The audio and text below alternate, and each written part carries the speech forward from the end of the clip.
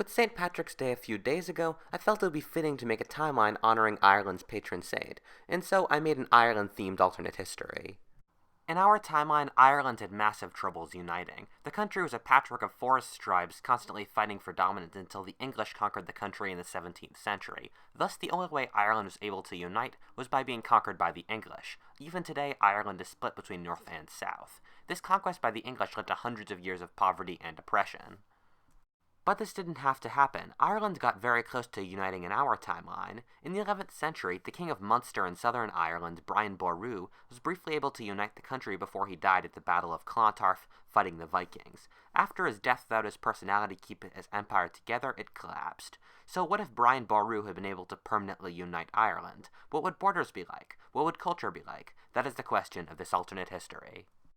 When he died in our timeline, Brian was likely in his early 70s and so would not have had much time to live if he survived at Clontarf. However, great figures oftentimes do their greatest actions when they are old. Also, evidence shows that he was likely trying to create alliances with the church to give him divine right and trying to create policies to make him the only king of Ireland instead of just the strongest king of many. This would lead Ireland down a path similar to France, England, or Germany. To have this timeline start, we need to give Brian Boru the benefit of the doubt that he lives long enough to make the reforms people think he would have made, and that there would not have been a major Irish noble revolt at the loss of their power, and if there was, that he would be able to crush it.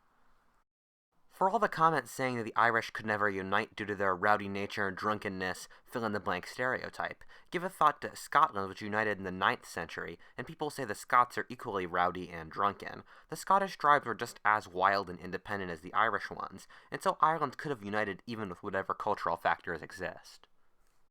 A united Ireland would not be a major local power and would not be able to invade and conquer neighboring countries. This is mainly due to population and development.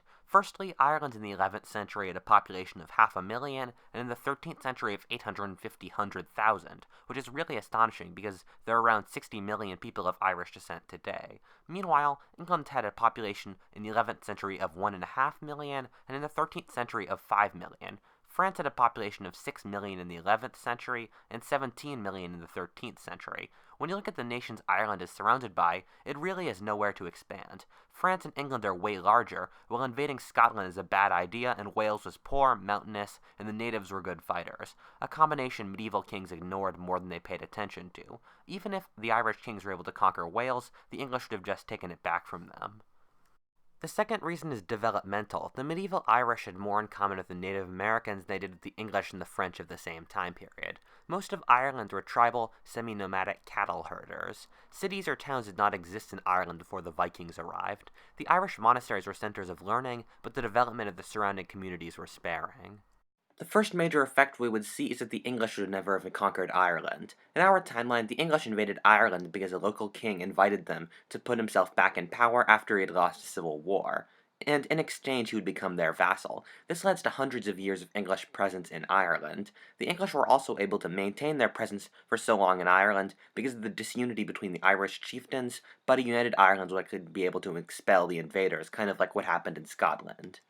This would not mean that there would be no English influence in medieval Ireland. The kings of Ireland would want badly to become viewed as real kings by the courts of Europe, instead of just weird tribal chieftains from the edge of the earth, and would try to take up feudal European customs to do so. The Irish kings would invite Norman lords from England to quote-unquote civilize Ireland. These Norman lords would bring Saxon serfs with them, being unable to convince the native Irish to become their serfs. The Irish court would go through a French phase, where the Irish court would speak French and indulge in French culture.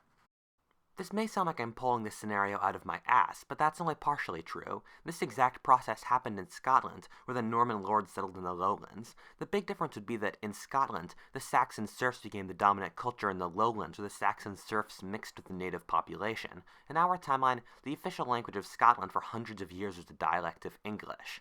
In Ireland, the process was different. When the Normans brought Saxon serfs, the Saxon serfs simply assimilated and became Irish, as did the lords eventually. This would happen in this timeline as well. With the united government in Ireland, there would be the capital and the central force to rally around for Ireland to have an official crusade force. However, Ireland would have such a small population that it would not be decisive for the outcome of the crusades. As the Middle Ages would march along, the Irish would feel scared by a powerful England. This would place them in an alliance with the French and the Scottish, enemies of the English, who had an alliance in our timeline.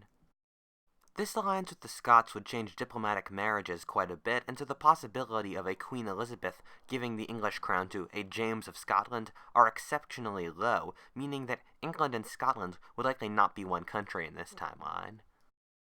I'm going to make a video at some point in the future about what if Scotland was independent, but I'll bring in some aspects of that video into this video for the sake of this timeline's continuity. This creates many interesting issues in this timeline. The entire English Civil War situation was created when Scotland rose in revolt due to bad Stuart religious policy, thus forcing the king to call Parliament for funds to fight the war, which brought up lots of uncomfortable issues. When the king tried to shut down Parliament and the Parliament wouldn't be shut down, thus the Civil War started. Parliament won and so became dominant, and eventually England became a democracy. The Stuarts were so important to 17th century English politics that it's hard to see how things would turn out without them. Would the kings crush Parliament and England would become an absolute monarchy? Would a Cromwell-style dictator seize power permanently? Would the Parliament permanently drive out the kings and England would become a full democracy? Or would practically exactly the same thing happen? I can't tell you. Would Ireland still remain Catholic in this timeline? I'm not sure, mainly because no one's sure why Ireland did not convert to Protestantism. People say that the Irish did not convert despite the English, but why doesn't this apply to the Scots or Welsh?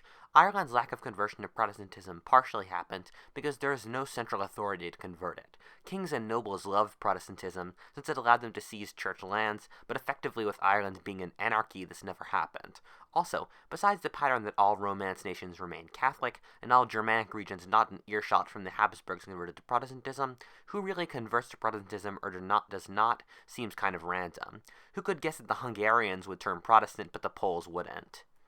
What are the chances of an Irish colonial empire? Actually higher than you probably think. If you look at a map of the European nations, you find that practically every nation on the Atlantic fringe of Europe had a colonial empire. Scotland is an exception I'll explain later. Also, Britain did really well as a colonial empire because it had no land borders. All the continental nations had to balance between land wars and their colonies, and whenever they were conquered, or they had to fight a really big land war, their empires withered on the vine. Meanwhile, Britain, with no land borders, could simply invest in their navy for protection, a navy they could use to colonize the world and defeat the enemy navies to take their colonies. This factor would work even more for Ireland. Ireland is further removed from the continent, and so is to deal with less continental threats. For example, Britain over the last 500 years has been threatened by invasion by Germans, French, Swedes, and Spanish, and has been conquered by the Dutch. For Ireland, the only possible invaders are really from France, England, and possibly Spain, so Ireland could invest in a navy and focus on its colonies. This removal from continental politics would allow the Irish Empire to actually be quite large. Scotland would also have a colonial empire, albeit smaller than Ireland's. At the turn of the 18th century, Scotland tried to found a colony in Panama called the Darien Colony. The English, worried at having a competing empire, refused to trade with it, and the joint King of England and Scotland refused to even support it. And with Scotland in a union of the crowns with England, it meant they couldn't trade with England's enemies like France and Spain. In this timeline, however, they could trade with their ally France, and later on, France's ally Spain would allow the Scots to likely found a small colonial empire similar to the Danes.